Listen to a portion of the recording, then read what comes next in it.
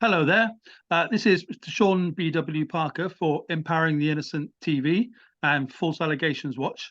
And today we're talking to Mr. Lutz Keferstein, who's an academic in Mexico, in a university in Mexico, who is also something of a specialist in the false allegations world now, after having gone through some situations which lots of people here will be familiar with. And we'll get into the heart of it, about allegations which were made online over a number of years, over a long period, and they're quite complex, but we'll try to simplify what happened to Lutz, and also what the takeoff was from these women who were involved in doing it in as fair a way as we possibly can, as always, on Empowering the Innocent. Hi, Lutz, how are you doing? Doing good. I'm doing good today. I'm very thankful for the opportunity to share my experience and to have some ears to listen to my story, because it's always helpful for the soul to talk about these sort of situations, experiences in life. Of course, absolutely. That's what we're here for, to listen to them. So, how did you meet the main person who kind of sort of took you down this strange path? I met her many years ago in 2001. I was 26 years old when I met her. She was 17 years old, and I was a professor at the institution in which she studied. So at the end of the semester, she approached to me, and she was friendly, and she was very beautiful, and she had a nice personality. She was sort of sweet, she was tender, and evidently she liked me a lot. I didn't have a girlfriend, and I wanted to have one. So she told me that she wanted to be my girlfriend, and I said that I would only do it with the permission of her parents. So she agreed. She introduced me to her parents, to both of them, at a dinner at a very fancy restaurant. Her dad was rich, and her mother worked for the Mexican government, so they were very wealthy. I was just a professor, and so we officialized it at a dinner. And since then we were together for 3.5 years. Okay, right. So that's what happened then, and that was almost 20 years ago now. I suppose here we are in 2023. What point did this perfect dream start to go wrong? For me, it was in March 2004, because in December I was studying in Chicago. That means that we separated for a year, more or less, as I was studying. But I went back to Mexico for holiday, and we met again, and in December 2003, and she got pregnant. And but we evidently we couldn't know. But then in March 2004, I told her that she should have a pregnancy test, because her period didn't come. And so she had it. I was in Chicago once again, and then she made the test, and it was positive. So I have always wanted to have a child, and I love that girl. So I asked her to marry me, and I told her that I had a steady job, that I was fine. And she said that she couldn't tell her dad that she was gonna have a baby, my baby, because her father didn't like me very much. He disliked me because I was not as wealthy as them. So I guess that he considered me not a good partner for his daughter. So she was afraid of him, and she told me that she was gonna have an abortion. And back those days, I was more liberal. I was perhaps, I didn't have I didn't have the steady principles that I have now. So, but that experience helped me a lot because I understood that it was wrong. At least I consider now that abortion is not the right way. You see, I mean, it's a way of avoiding responsibility. So I believe that women had the choice always, that we or that us men didn't have to or couldn't express ourselves in those sort of matters. So I accepted it. I regret it now, and but my heart broke. Okay. So okay. when we met again, wow, for me it was kind of an empty situation. You see, I felt absolutely nothing. I cried a lot back those days. It was perhaps one of the worst pains that I have ever felt, and I felt so guilty because I didn't do anything to stop her. So for me, that was the breaking moment in our relationship. And then she started cheating on me with another guy for half a year. I discovered it. I could see it. I could feel it. And then when it was pretty evident and when her behavior changed, she didn't come to our dates, and she left me waiting for 4 hours sometimes. So I decided to break up with the relationship, and that was it. Okay. Wow. Thank you. So this far, it looks like obviously sort of it's a romance kind of gone wrong, and it's quite. These are things that happen to people. Obviously, very, very, very traumatic for you, as we see. Thank you. What point then? At some point, you became the victim of false allegations, right? So, do you want to jump to this point, if you can, mate? Yeah, yeah.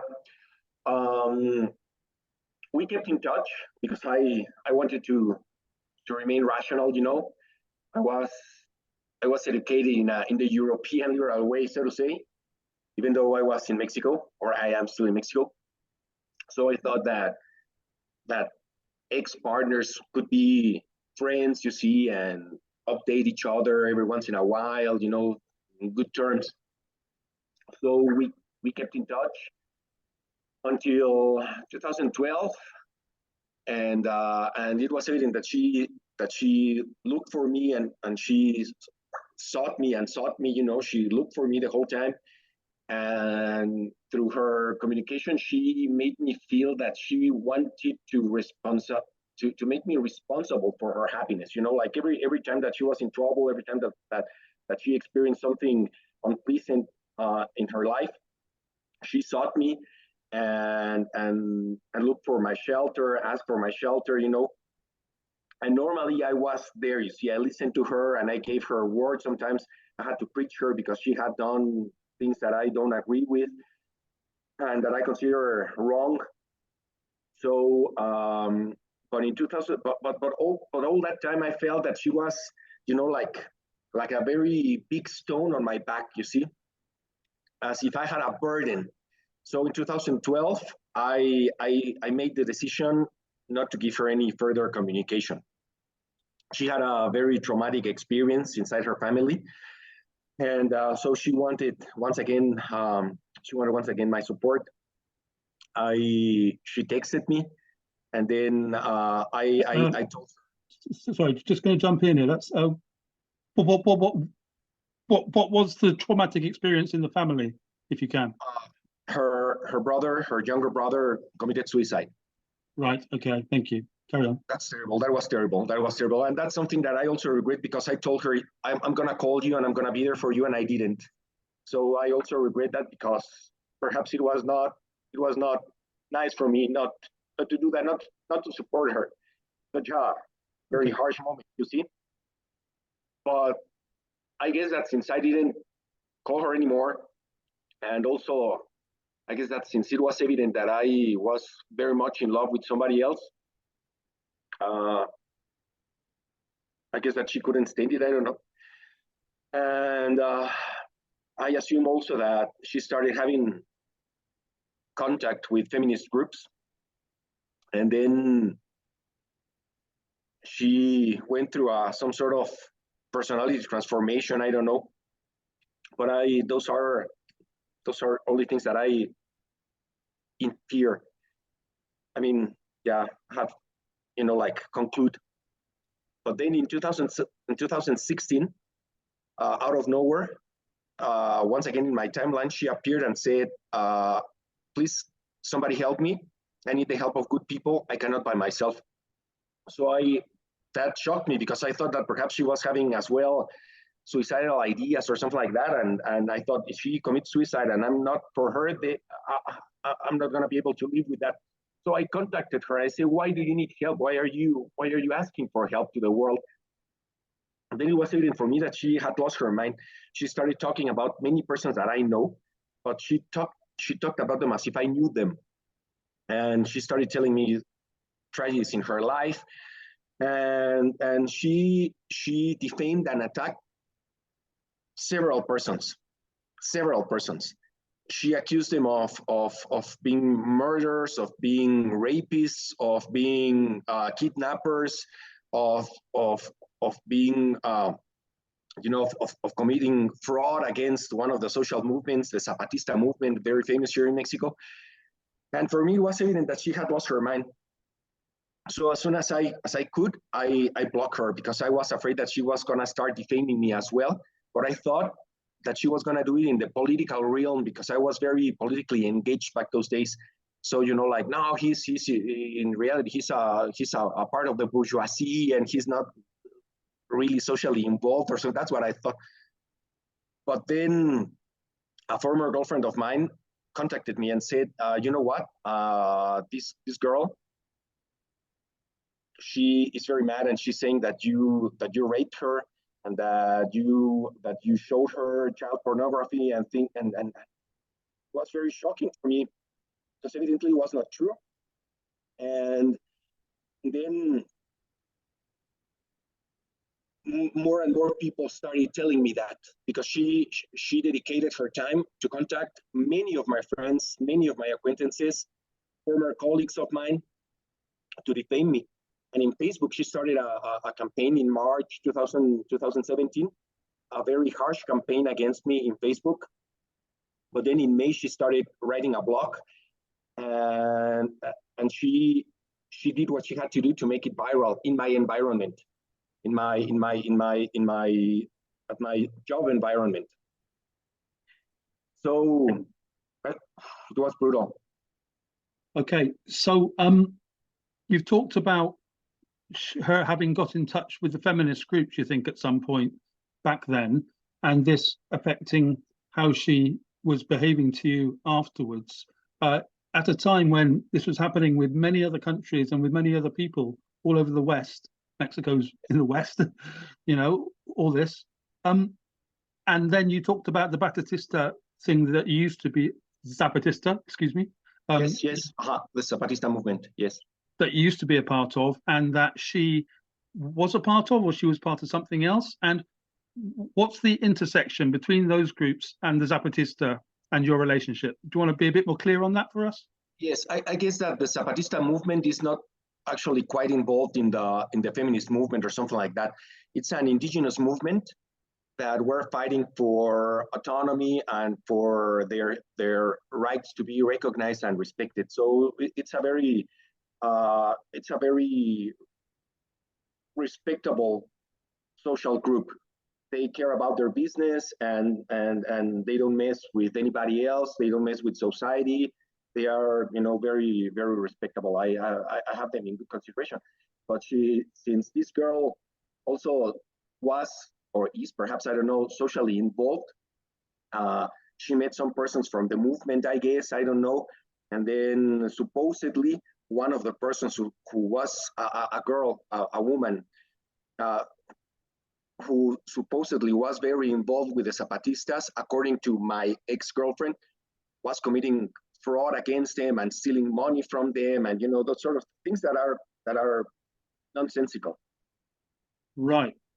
So is it fair to assume then, because I'm trying to come at this in a journalistic way as best I can, apart from the fact that it's hurt you very deeply, we can tell that, but I'm trying to get to the hearts of it. Was she using the politics and everything to have a go at you, or was she using you to have a go at the politics? I guess Or is it both. more I guess that's a very good question. I guess I have thought about it, and I guess both, because I think that she wants to become popular through me. You see, because okay. in Mexico I'm more or less known. You see, I'm not super popular, but my name is, it's recognizable, and my job as an academician, as a person who is socially involved, or like critical against things that happen in society, and so I'm more or less known. It's not that I'm super popular.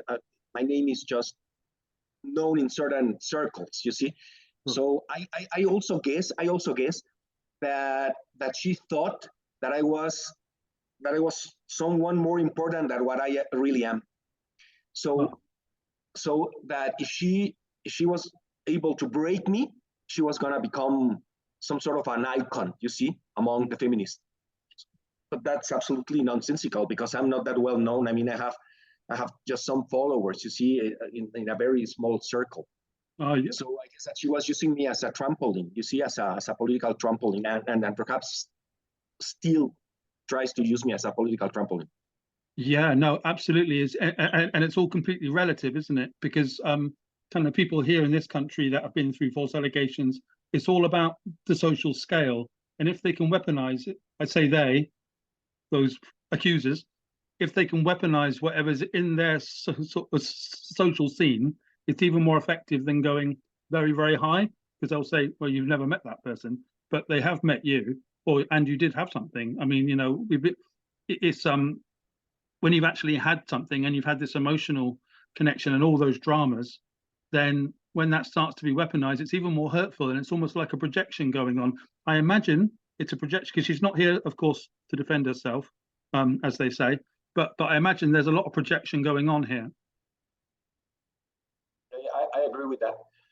I think that she simply decided, or was driven to reinterpret our relationship, you see, with different lenses, because our relationship was, a very mild one, a very mild one. It was very even. We had lots of fun. We laughed a lot, and we never even struggled. You see, we never even had a fight, or a discussion, or a heated argument, or things like that. It was, it was very constructive until the abortion, and then I started, I started pulling myself away from the relationship slowly, and I guess that's also perhaps why she started cheating on me. Everything fell apart, but really, she had absolutely no reason for her to hate me the way she does, unless she couldn't accept my rejection. I don't know, yeah. But it's terrible. Okay, yes, and if we look at the timeline, it appears that she started to go toxic at the time where lots of other people were going toxic, and often in academia. Mr. Jeffrey Kaplan here at Oxford University had a similar. I don't want to compare cases, but he went through something not dissimilar to what you seem to have done. His complainant committed suicide, and as you were afraid that yours would, and this sort of thing. Academia seems to be a real hotbed, almost like a cauldron for this kind of thing to be worked on, doesn't it? Yes, I think so. Because we are the core. We academicians, we professors are the core of social bonding. We educate people. So some persons admire teachers, some other persons hate teachers, but we are very noticeable. We are, and at the same time, very vulnerable, because it's hard for us to defend ourselves publicly, because if you do it, you can get in trouble in your institutions. And besides, there's this myth, because it's a myth, about the power structures in academia. And they claim that teachers have power over students, and that's not true. Nowadays, it's exactly the opposite, perhaps. Students have lots of power over academicians. So what it can be, and it happens, is that persons who are intelligent and talented are attractive to other people, just as artists, just as musicians, and evidently as well professors, because academics have to be intelligent, and humans like intelligence. So sometimes people outside the realm of academia don't understand that, and don't understand how sometimes we professors, both female and male, can be harassed by students because they idolize us, or because they admire us, but also because they hate us, and they see us as the authority that they have to dethrone. And we are, in a certain way, we're very helpless, you see, because how can we handle that situation when persons start understanding us as something that we are not? We are exactly as humans as everybody else. Yeah, no, very interestingly put. Thank you, man. There's another interesting point to this story, which we haven't mentioned yet, which is that it got that bad that you had to take her to court. You sued her, and yes, you won, didn't you? What happened there briefly?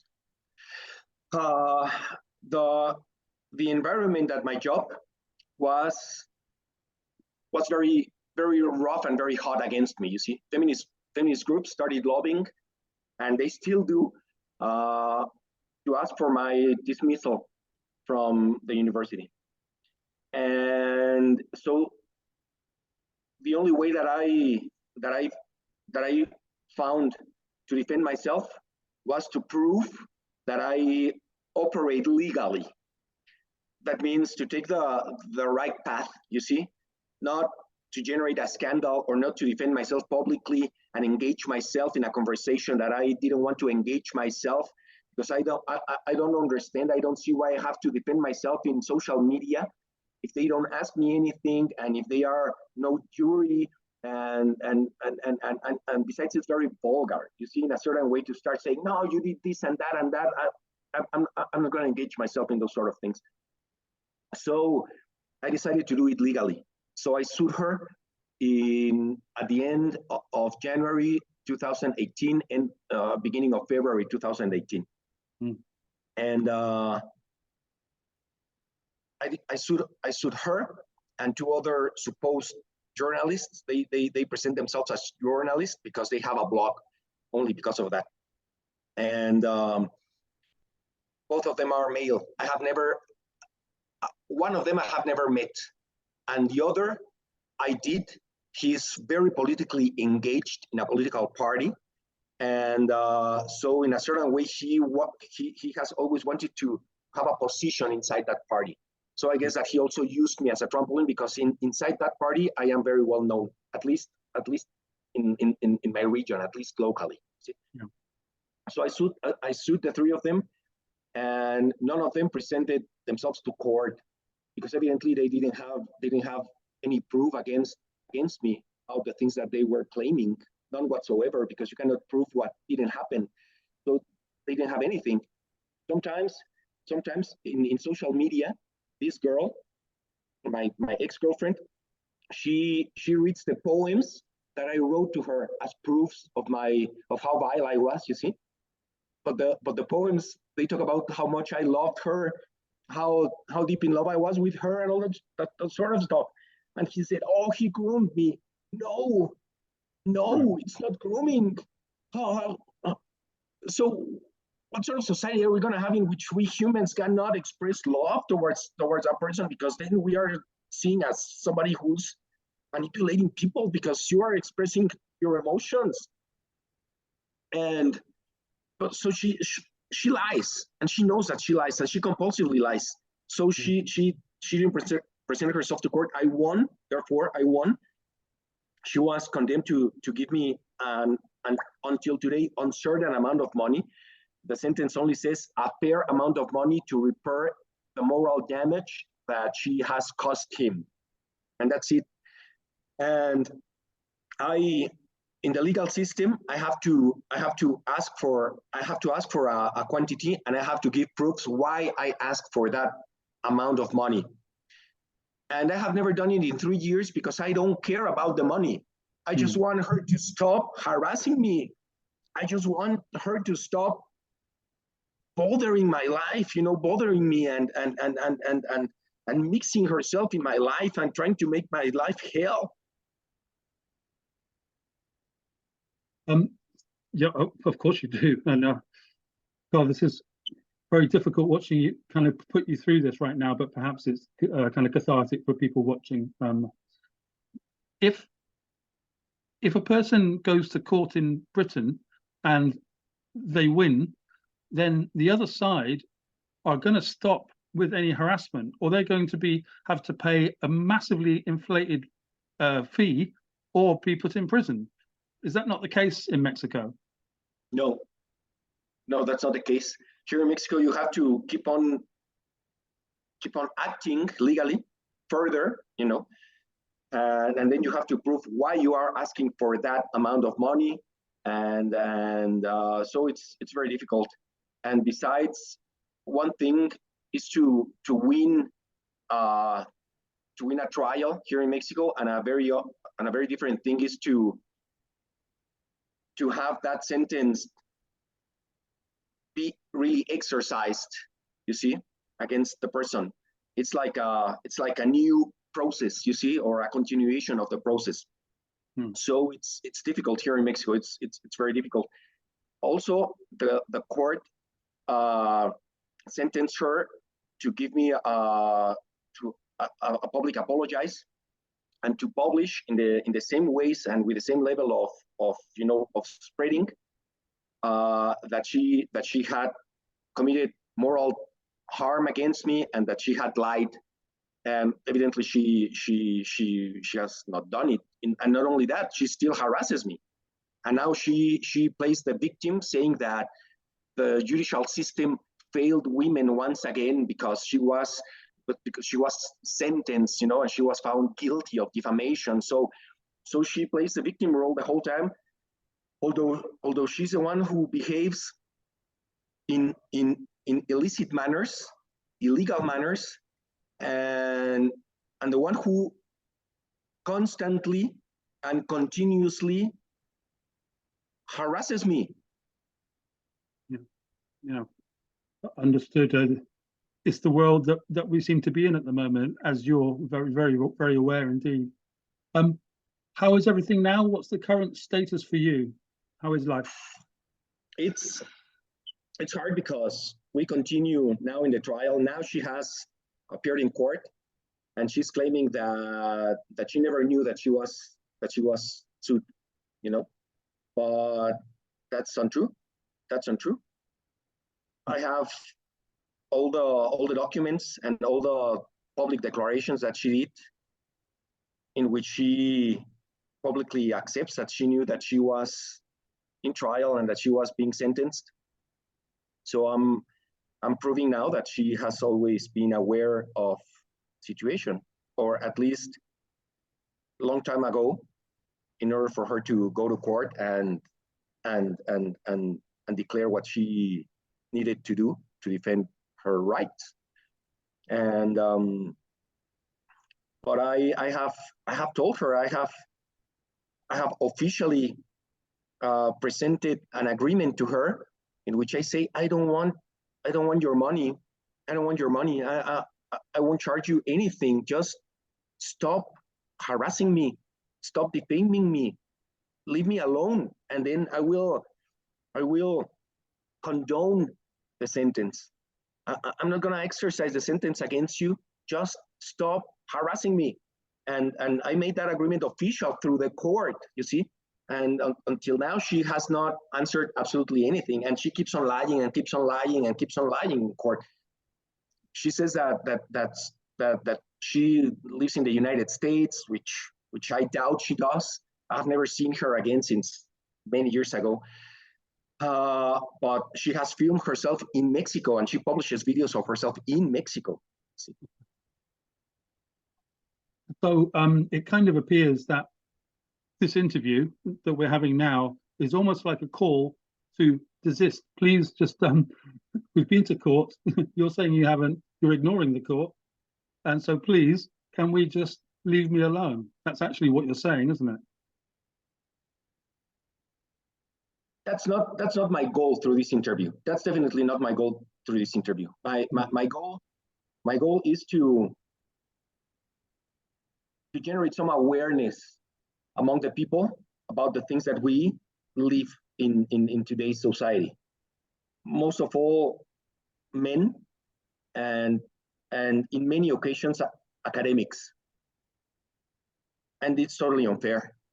Yeah. So my communication with her, I leave it to the court, you see. I leave it to the official channels, to the legal channels.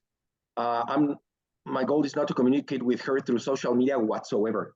No. My goal in this interview is just to generate awareness that false allegations exist. They are extremely common, and they come out of resentment and of a reconstruction, a wrongful reconstruction of relationships, and perhaps out of spite and scorn, because in many occasions the persons who are defamed didn't wanna go back with the person that were inside the relationship, you see. Evidently, that's only one of the reasons. There can be many other reasons. Each case is particular, each case is different. But I guess that in my particular case, that's one of the reasons. And they are very deeply ideologized. I don't know if the word functions in English, you know. Perfect, yeah. With this speech, you see. Yeah.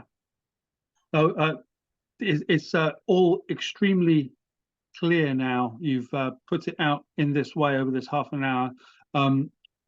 There's a problem with academia in both our countries and all across North America too, of course, and I'm sure lots of other countries in the world, with activism inside those medias, those academias, and ideological activism often coming from feminism. We can't deny it, but it's the activism feminism, not the equality feminism, and it's getting into all kinds of areas like this, isn't it?